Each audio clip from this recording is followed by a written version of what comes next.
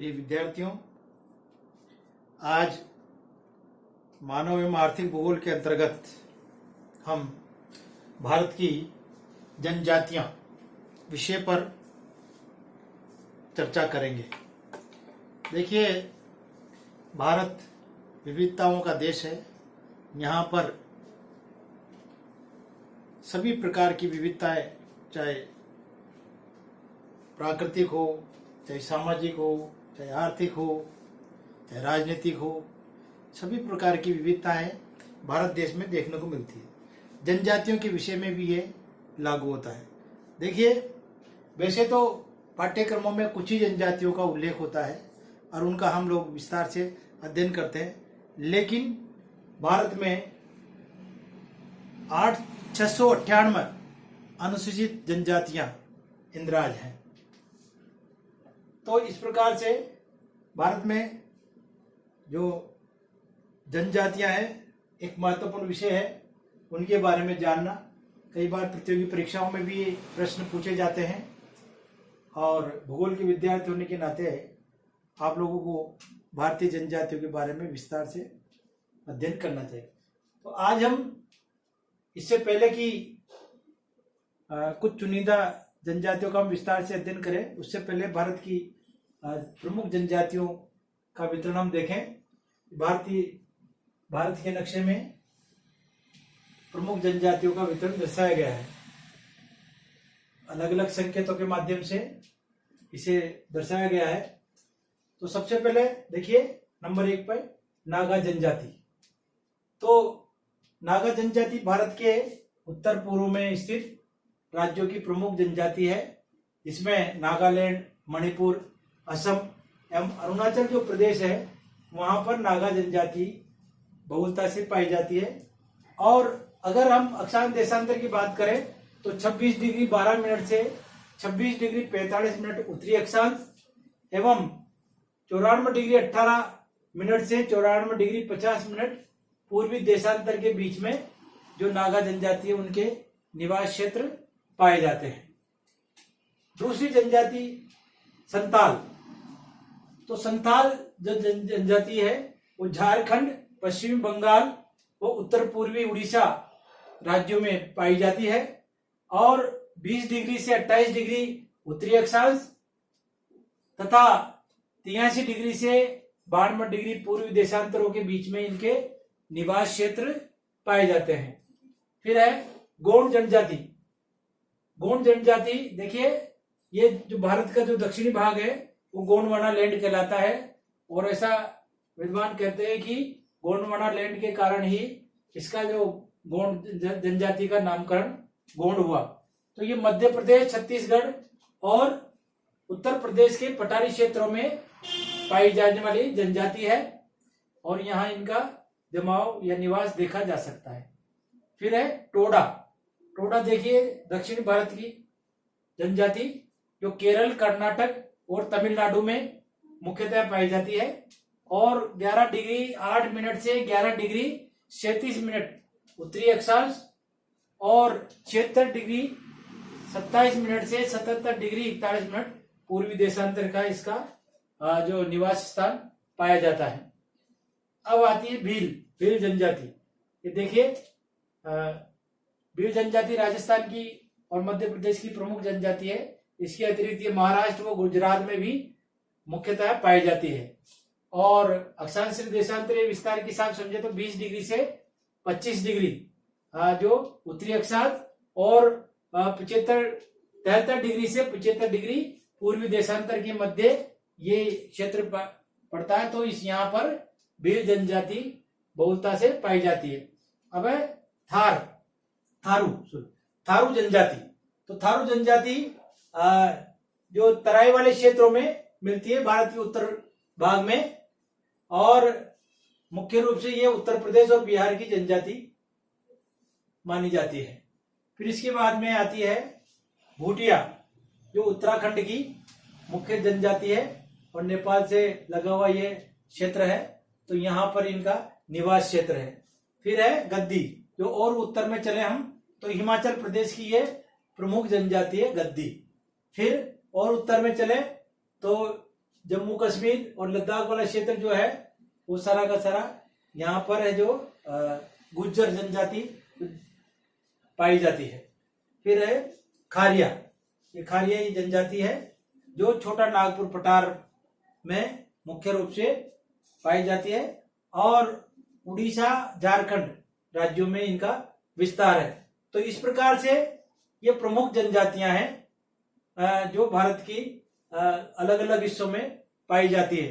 देखिए वैसे तो क्योंकि कुछ ही जनजातियों का एक वर्ष में पाठ्यक्रम होता है उसका अध्ययन करते हैं, फिर भी क्योंकि भूगोल के विद्यार्थी हैं तो इनके बारे में हमें जानकारी रखनी होगी।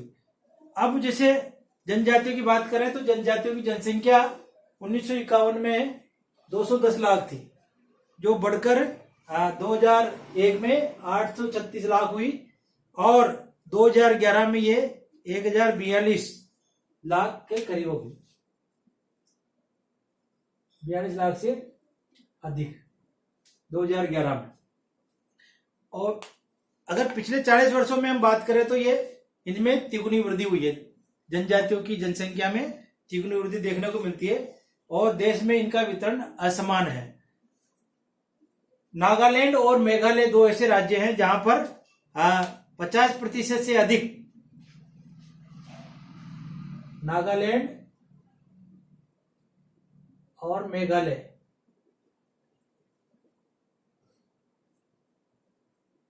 में कुल जनसंख्या जो है उसमें 50% तक जनजाति की जनसंख्या है।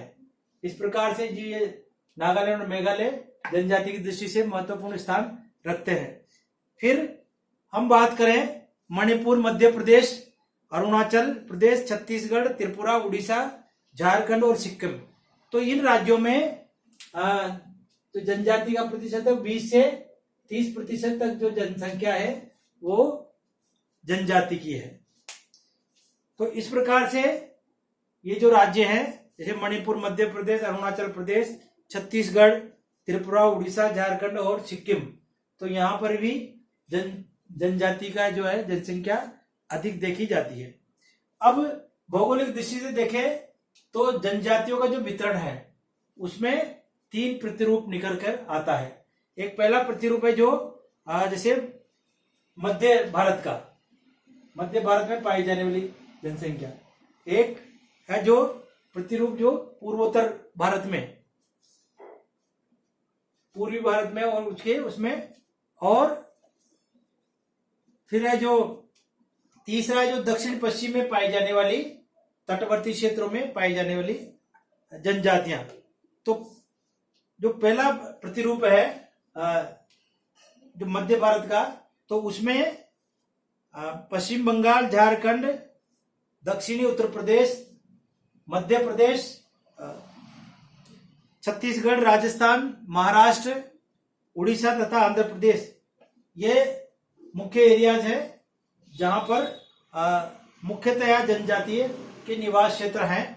और यहाँ पाए जाने वाले जैसे गोंड, संथाल और भील, ये 3, ये जैसे संथाल, ये गोंड और भील, ये मध्य भारत में एक प्रतिरूप देखने को मिलता है जहां पर जो जनजातियों का मुख्य निवास क्षेत्र है। फिर भारत के उत्तर पूर्वी पहाड़ी क्षेत्रों में, ये देखिए भारत के उत्तर पूर्वी पहाड़ी क्षेत्रों में, ये पूरा का पूरा तो पहाड़ी क्षेत्रों में, तो इसमें मेघालय, मणिपुर, त्रिपुरा, मिजोरम, नागालैंड, असम, अरुणाचल प्रदेश की जनजातियां मुख्य रूप से आती है। तो वैसे तो जो पूर्वी भारत है मतलब उत्तर पूर्वी भारत, इसमें मुख्य रूप से नागा जनजाति होती है, लेकिन इसके अलावा डफला, गुरुंगा, लिंबू, मिकिट, भूरिया, कुकी, गद्दी उल्लेखनीय जनजातियां हैं। ये भी जनजातियां यहाँ पर पाई जाती है। भारत के दक्षिण पश्चिम में पहाड़ी भागों में पाई जाने वाली जो जनजातियां हैं तो ये आंध्र प्रदेश, कर्नाटक, केरल, तमिलनाडु और अंडमान और लक्षद्वीप समूह में देखने को मिलती है। तो यहाँ जो मुख्य जनजाति वो टोडा है, लेकिन इसके अलावा टोडा के अलावा काडर, मलचन, कुशिकर, कुरियन, चिचू, कोरगा, इरुला, पवियान, मालापत्रम, कनिकर, इत्यादि जो जनजातियां पाई जाती है। अंडमान में अंडमनी, जाखा, निकोबारी और सेंटिनली ओंग, ये जनजातियां अंडमान निकोबार जो द्वीप समूह है इसके बराबर में, तो वहां पर ये जनजातियां पाई जाती है। तो इस प्रकार से जो जनजातियों का वितरण के 3 मुख्य क्षेत्र, मध्य भारत, उत्तर पूर्वी भारत और दक्षिणी पहाड़ी क्षेत्र, इस तरह से 3 है जो प्रमुख प्रतिरूप निकलकर आते हैं। तो ये भारत की प्रमुख जनजातियां हैं, लगभग 10 जनजातियां प्रमुख हैं।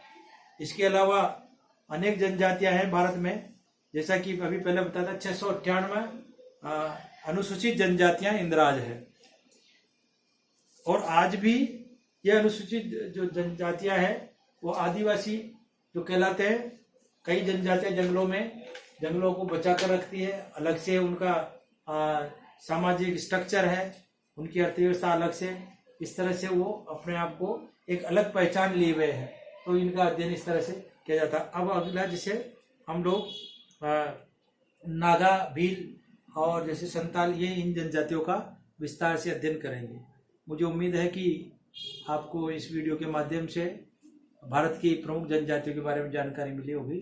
और आप लोग जो मानव और आर्थिक भूगोल के विद्यार्थी हैं वो तो इसे पढ़ेंगे, लेकिन भूगोल के अन्य विद्यार्थी भी इससे लाभ उठाएंगे। धन्यवाद। वीडियो देख के लाइक करना और सब्सक्राइब करना नहीं भूलें। और कोई अगर आपके कमेंट्स हो तो वो भी आप इसमें डाल सकते हैं। और जिन विद्यार्थियों को कुछ किसी प्रकार की समस्या है तो वो जो कॉलेज द्वारा जो व्हाट्सएप ग्रुप बने हुए हैं उनमें आप अपनी समस्या को शेयर कर सकते हैं, ताकि और आपकी समस्या पर विचार करके आपको जानकारी उपलब्ध करवाने का प्रयास करेंगे। धन्यवाद।